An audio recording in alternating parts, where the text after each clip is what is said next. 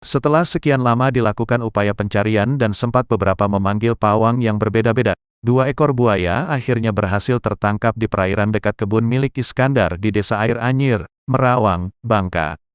Buaya tersebut berhasil ditangkap oleh 3 orang pawang yang berasal dari Desa Bukit Layang, Kecamatan Bakam, Jumat, tanggal 28 Januari tahun 2022, malam.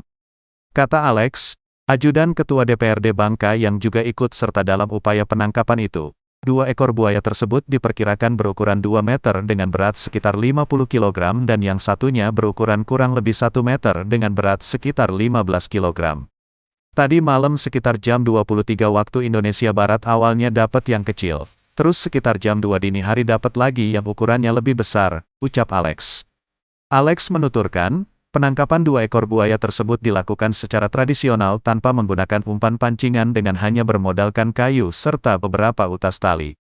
Jadi nangkapnya itu pertama-tama disenter dulu, terus pawangnya turun langsung ke air. Memang pawangnya udah profesional dan sering nangkap buaya, ujarnya. Sementara itu, Ketua DPRD Bangka, Iskandar Sidi menyebutkan, 2 ekor buaya tersebut nantinya akan diberikan kepada salah seorang pengusaha yang memang memiliki tempat penangkaran buaya.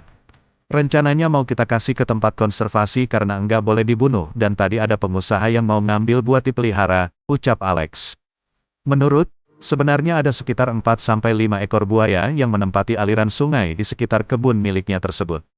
Namun, buaya lainnya dinilai jarang menampakkan diri dan tidak mengganggu. Yang lainnya kita biarkan saja dia mau hidup karena memang enggak ganggu juga, terangnya. Meski demikian, dirinya sangat bersyukur karena buaya yang sudah dicari selama ini berhasil tertangkap sehingga tidak mengganggu aktivitas masyarakat yang di kebun ataupun yang hendak memancing. Diberitakan Bangkapos.com sebelumnya, diketahui bahwa Iskandar menjadi korban penyerangan buaya saat dirinya sedang mencuci tangan di Bandar Selokan Red, di dekat kebun miliknya di Desa Air Anyir, Merawang, Bangka.